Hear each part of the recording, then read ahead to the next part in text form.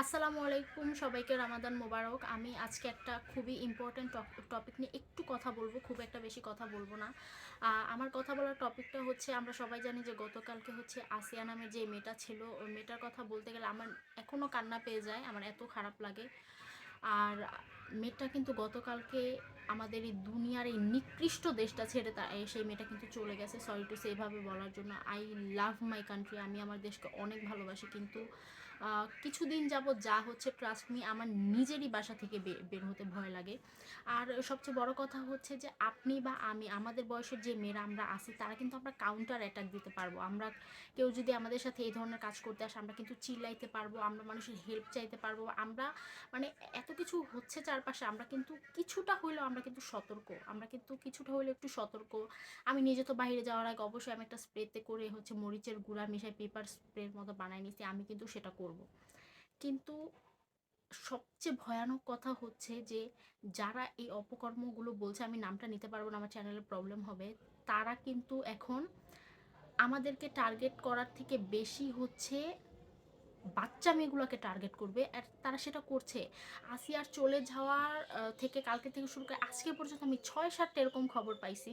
রূপগঞ্জেও কালকে একজনকে অ্যারেস্ট করা হয়েছে একটা ৭ বছরের বাচ্চা মেয়ের সাথে এমন কাজ করার জন্য। তো এখন তারা কি করবে, বাচ্চা মেয়েদেরকে তারা টার্গেট করার সবচেয়ে বড় কারণ হচ্ছে তারা কিন্তু তাদেরকে কাউন্টার অ্যাটাক করবে না, তারা চিল্লাইতে পারবে না, তাদেরকে ডাক দিলে তারা চলে যাবে। তারা এখন নিজেদের খায়েশ মেটানোর জন্য আসিয়াকে কি কি করা হয়েছে, আসিয়ার সাথে আমরা সবাই জানি, তাকে ব্লেড দিয়ে কেটে তারপরে তাকে করা হয়েছে। তো আমি বলি কি, এটার শেষ কোথায়? সব কিছুর তো একটা শেষ থাকা উচিত, একটা শেষ থাকার দরকার। এমন একটা দেশে বাস করি যেখানে বৃদ্ধ থেকে ছোট, অবিবাহিত, বিবাহিত কেউ সেভ না। নো ওয়ান, কেউ সেভ না। বললাম না, আমার নিজেরই বাড়ির বাইরে যেতে ভয় লাগে। হাজব্যান্ডের সামনে ওয়াইফকে এভাবে আহ, নির্যাতন করা হচ্ছে। আমি নাম নিতে পারবো না ডেফিনেটলি, এত নিকৃষ্ট একটা কাজের নাম আমি নিতেও চাই না, আমার এত মেজাজ খারাপ হয়। আর সবচেয়ে বড় কথা হচ্ছে, ভয় আমার সবচেয়ে বেশি লাগে যে বাচ্চা মেয়েগুলোকে এখন তারা টার্গেট করবে। আসিয়াকে কিভাবে ব্লেড দিয়ে কেটে তারপরে তাকে করা হয়েছে, আমরা সবাই খবরে সেটা দেখছি।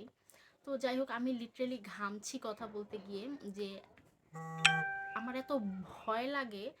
আর সবচেয়ে বড় কথা হচ্ছে, বৃদ্ধরা যেখানে সেভ না, বিবাহিত অবিবাহিত বলেন, কোনো মেয়ে এখানে সেভ না। আর এটার শাস্তি দেওয়ার জন্য 7 দিন বা 3 মাস সময় লাগবে কেন?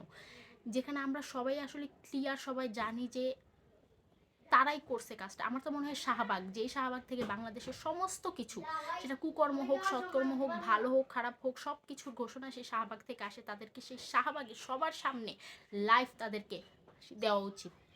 কারণ যেন সবাই আমরা যেন সবাই লাইভ দাঁড়ায় সেখানে গিয়ে তাদের দেখতে পারি। আর সবচেয়ে বড় কথা হচ্ছে, যদি তাদের কোনো শাস্তি না হয় তাহলে এটা বেড়ে যাবে, আর বাচ্চা মেয়েগুলোকে টার্গেট করা হবে। আমাদের সবারই মা বোন আছে, আর আমরা তো নিজেরাই সেভ না, সেটা বাচ্চা হোক, বড় হোক, সবাই হোক। তাও আমরা কিন্তু প্রতিবাদ করতে পারবো, কাউন্টার অ্যাটাক দিতে পারবো, আমরা কিন্তু ঘটনাগুলোতে অনেক বেশি সতর্ক হয়ে গেছি। কিন্তু বাচ্চারা তো এটা বোঝে না। প্লিজ, আমি মানে কি বলবো, ছেলে মেয়ে সবাইকে আমি বলবো, যে আমি ভাইদেরকে বলবো, আপনারা আমাদের সম্মান বাঁচানোর জন্য একটু আগায় আসেন, একটু আওয়াজ তোলেন। আমরা আপনাদের জীবন বাঁচাতে হলে আপনাদের সামনে গিয়ে দাঁড়ায় যাব, এটা হচ্ছে সবচেয়ে বড় কথা। আমার আর কিছুই বলার নেই, আসলে অনেক বেশি ক্লান্ত দেখতে দেখতে দেখতে দেখতে। বিশেষ করে যখন দেখলাম যে বাচ্চা মেয়েগুলোকে টার্গেট করছে, আর চুপ থাকার কোনো প্রশ্ন